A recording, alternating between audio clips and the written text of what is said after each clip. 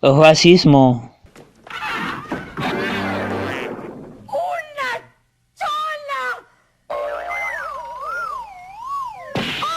gringa! Clasismo. Yo no soy su tía Keka que vino a la capital con sus 3 litros de agua oxigenada bajo la mano, te lo juro por Diosito, te lo juro por Diosito. Yo nací rubia en Lima. Esa no soy yo. Au, au, mi corazón. Prejuicios. Inconsciente, o sea, lo que tú quieres es pasarte la luz roja y que nadie te diga nada. ¡Qué buena rara! Así es, pues, curita. Si en este país todo el mundo se pasa la luz roja, ¿o no? ¿Ah? Oye. Estereotipos. ¿Qué hacen? Por eso no tengo libreta militar. ¿Dónde está el pecado no tener libreta militar? ¿Acaso yo quiero ser militar? ¿Ah? ¿Tengo cara de militar? ¿Tengo cara de loco? Yo no tengo cara de loco. Valores sociales. Y sobre todo una crítica social muy ácida a lo que es la sociedad peruana. Me he comido un pedazo de Perú. ¿Me das cuenta? Me estoy ahogando. Me estoy Tranquila, muñeca, tranquila. Ayúdame. Bota, muñeca, bota. Ahí está, ahí va. Bota. ¡Tiwinsa! ¡Una tiwinsa! Con Fujimori y a Milma Watt. Ahí te vas, cielito. Muñeco, gracias. Todo esto era parte de Pataclown, un formato televisivo de sitcom de sátira social y humor político estrenado casi a finales de los años 90, que duró 2 temporadas. Aunque Pataclown fue un formato teatral que pasó a la televisión en 1997, tuvo muchos elementos que están muy relacionados con las tiras cómicas de los periódicos, revistas o diversas páginas de internet. De hecho, su construcción está muy inspirada en estos elementos. En este video analizaremos esta relación, pero sobre todo al clown, para saber qué hacía de especial a este formato que marcó un antes y un después en la forma como se hacía sátira social y humor político en nuestro país. Antes de comenzar con el video los saludo y me presento, soy Sea12 y en este canal encontrarás diversos análisis de diferentes temáticas de ficción vinculadas a cómics, mangas, historietas, entre otras manifestaciones derivadas de estas temáticas. Por lo que si te interesa este tipo de contenido te invito a darle una chequeada a mi canal, que ahí encontrarás más videos relacionados, y te invito a ver mi propia historieta policial titulada Lobo el Solitario, que tiene un formato experimental llamado Shuma, que está de cañón, ¿no? Está poniéndose buena la historia, ¿no? Bueno, sin más lovers, comenzamos con el video. Comenzaremos por explicar los 2 pilares fundamentales que tenía la serie, la forma y el fondo. Dentro de la forma poseía una construcción caricaturesca de su mundo, aunque en todo momento se deja en claro que este es un show de televisión y que los personajes están dentro de una ficción e incluso rompen la 4ª pared varias veces. Sí, pues, tiene razón, porque mira, este es un programa de ficción, ¿no? Pataclown, ¿no? ¿Viste los colores y las cosas? Es un programa de ficción, cualquier cosa puede pasar. Claro, es la magia de la tele. Así es. Ahora, si quieres saber cómo funciona esta vaina de la ficción, tengo un video donde lo explico a detalle. Voy a dejarlo en la descripción del video. Si quieres puedes chequearlo cuando acabes este. La ambientación poseía una temática muy exagerada y colorida. Los escenarios eran también una exageración de muchos elementos reales, desde la construcción de la casa, los espacios, hasta muchas cosas que usaban los personajes, como utensilios, electrodomésticos y demás.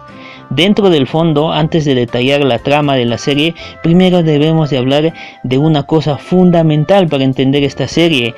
¿Qué cosa es el clown y por qué esto es la esencia de la serie?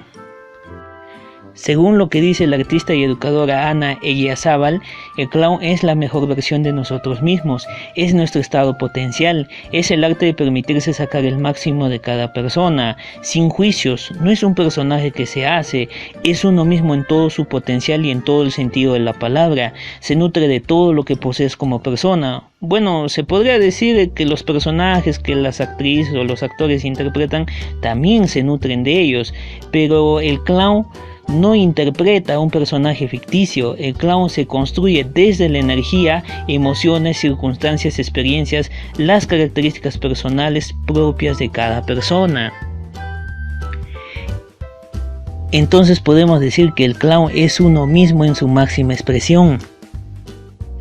El teatro es una de las primeras vitrinas donde aparece el clown como espectáculo, allá por los años 90, y liderados por la productora Julie Natters. Este tipo de espectáculo se caracterizó por un manejo abundante de la gestualidad y de movimientos físicos muy dinámicos, además de usar todos los elementos antes mencionados, de lo que conlleva la construcción del clown, como una forma de liberar el yo interno de todas las ataduras emocionales que puedas tener, pero a su vez también de las ataduras sociales que muchas veces el entorno nos construye y los asimilamos de forma inconsciente, como los prejuicios y demás. En el año 1997 es donde este formato daría un salto a la televisión.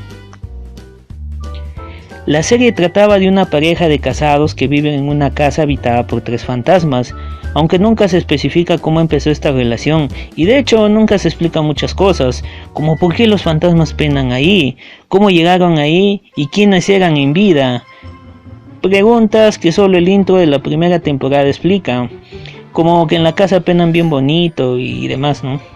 Y que se compró sin que se dieran cuenta que estos fantasmas ya habitaban el lugar y nada más, ¿no?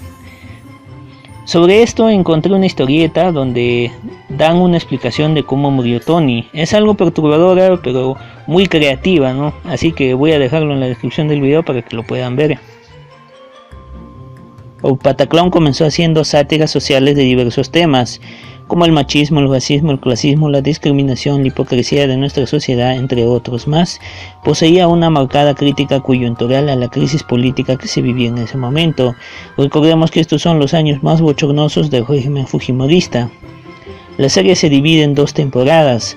Sobre la primera puedo decir que es una transición entre el teatro y la televisión, porque el tono de voz, el nivel interpretativo y las tramas que se presentaban no eran muy complejos en un inicio, eran más dinámicos y gestuales, buscaban interactuar con el público a modo de presentaciones teatrales, a su vez satirizaba eventos contextuales. Esto poco a poco fue perfeccionándose. Todos estos elementos se terminaron de condensar en la segunda temporada, que es la mejor a mi opinión, porque todos los capítulos eran duras críticas a cualquier aspecto de la sociedad peruana y quizás de la sociedad latina en general. No tenía miedo de darle punzadas precisas a los vicios que tenemos como individuos y presentaba un humor muy crítico, pero a su vez muy de barrio, muy identificable en cualquier estrato y contexto social de donde se le viera. A su vez, Pataclown era como esa frase que se le atribuye a Ricardo Palma: el que no tiene de inga tiene de mandinga, haciendo referencia a ese mix cultural que subyace dentro de nuestra sociedad. Pero ¿por qué decir que Pataclown es una tira cómica hecha con personas?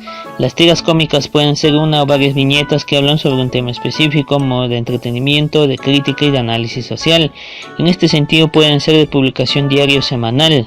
En la forma como se presentan se basan en exagerar ciertos aspectos físicos de los personajes, por la diferencia del dibujo artístico, el cual es una representación de la realidad.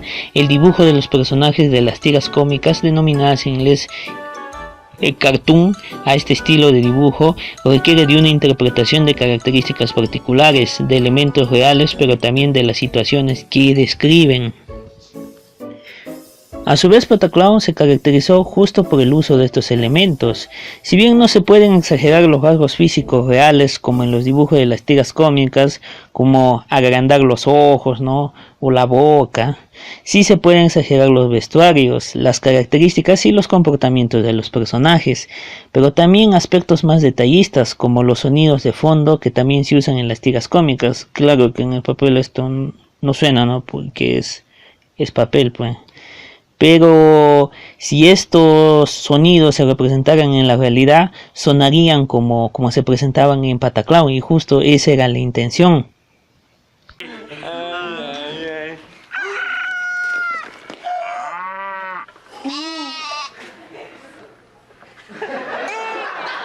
Oigan. Los temas que tocaban también tienen que ver con un nivel muy estructurado de generar humor. Se puede decir entonces que Pataclown, por estas características, es más un programa de humor que uno de comicidad. Bueno, esto ya te expliqué más a detalle en un video que hice del especial del humor, ¿no? ¿Cuál es la diferencia entre hacer comicidad y hacer humor, ¿no? Chécalo si aún no lo ves, ¿no? Lo voy a dejar en la descripción del video. Y todo esto resulta muy curioso porque mientras Frecuencia Latina, llamado así en ese momento a Latina Televisión, presentaba algo tan complejo y tan bien estructurado como Pataclown, también te presentaba algo simple, ¿no? Sin mayor análisis y hasta algo contrario a lo que era Pataclown, como La Paisana Jacinta, ¿no? A todo esto podemos adherir que cada uno de los personajes de Pataclown es una crítica a aspectos claves de la sociedad en sí, pero no al modo de construcciones ficticias, de imitaciones o de parodias, sino que gracias a la técnica del clown es que podían sacar los estereotipos, prejuicios y percepciones que ellos mismos poseían, tanto de sí mismos como de la sociedad. Es por eso que sus interpretaciones son tan naturales y sobre todo tan libres. Ese es justamente el poder que tiene el clown y el uso de la nariz roja, y esa es también la razón por la que todas las versiones que se hicieron posteriores a esta, inclusive las que se hicieron con los mismos actores, no fueron tan memorables como esta. Pero este tema es muy complejo y da para un solo video solamente de esto, ¿no? Por eso, si quieres que siga hablando de esto o de Pataclown y sus otras versiones o sus continuaciones, regálame un poderoso like y suscríbete al canal si quieres más videos sobre este tema. Los personajes son icónicos no porque sean los más estructurados del mundo, sean súper trasnochados en su creación, sino por el nivel de crítica y de construcción que tienen.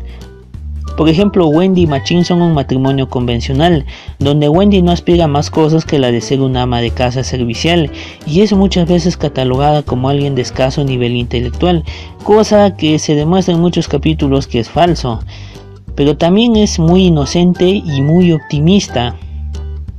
En el caso de Machín es como su mismo nombre lo dice, es un machista, descuidado tanto con su aseo como con su imagen personal, con pocos valores cívicos y poca confianza del entorno social donde vive, pero a su vez muestra ser alguien responsable y respetuoso de su familia, de forma muy discreta, ¿no? Los tres fantasmas también tienen sus propias particularidades. Por ejemplo, Keka es una persona que se niega a aceptar su edad y que cada rato molestan por su aparente sobrepeso. También es alguien clasista y racista. En el caso de Tony es una especie de galán frustrado, alguien que aspira a más cosas en la vida pero que no tiene de otra que conformarse con lo que hay. Gonzalete es quizás la mejor crítica que hay a un sistema tan arraigado en nuestra sociedad como la Iglesia Católica. Es un cura pervertido, ludópata, sin paciencia y muestra comportamientos muy contrarios a los valores que defienden las instituciones eclesiásticas. Monchi debe ser uno de los personajes más críticos que he visto en la tele. En todas sus apariciones siempre cuestiona lo que ve y pone en evidencia lo ridículo que somos con muchas cosas que hacemos como sociedad. Hija, ¿qué significa cholo? Cholo es una persona mestiza que tiene su sangre mezclada entre el indio y el blanco. Ya, ¿y eso es malo? No. Entonces, ¿por qué yo escuché a un señor que le gritaba a otro cholo como si fuera un insulto? Cada actor juega con sus propios valores y defectos, los que son a su vez objeto de sátira y de parodia por ellos mismos y por sus compañeros de elenco. Esto refleja el poder que tiene el ponerse la nariz roja para ser clown, lo que no solamente es burlarse de uno mismo o del resto, es encontrar un medio de superación por medio de la ironía y la parodia a las limitaciones que crees puedas tener para desarrollarte como persona. Pero a su vez, el hacer clown es un medio eficaz para encontrar una salida a un entorno social muy adverso. Por otro lado, usar el formato de las tiras cómicas dentro de la construcción de la serie no es solamente para darle cierto tinte caricaturesco al ambiente, sino como ya vimos, las tiras cómicas también pueden llegar a ser construcciones complejas de la sociedad misma, a modo de denuncia por medio del uso de la sátira y de la ironía. Pero a su vez, en su historia dentro de los cómics han reflejado muchas veces los prejuicios y estereotipos que las personas han tenido en determinadas épocas. Sobre esto, Pataclown trata estos temas con una burla e ironía tan bien estructurada que se puede sentir la denuncia y la crítica que existe en varios capítulos a muchas cosas que hemos interiorizado como sociedad. Eso es uno de sus principales valores y algo de lo que las producciones más recientes se han alejado y solo han asimilado lo más simple que tenía Pataclown, que era la comicidad callejera. ¿Eres tú, Wendy? Dios mío, ¿y qué miércoles haces con una bandera peruana dentro de la casa? ¿No ves que eso trae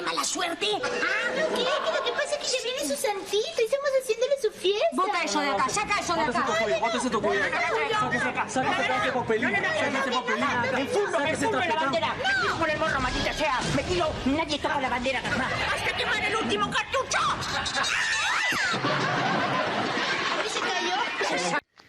El capítulo final de Pataclown es sin duda uno de los mejores cierres que ha tenido una serie de cualquier tipo en nuestro país.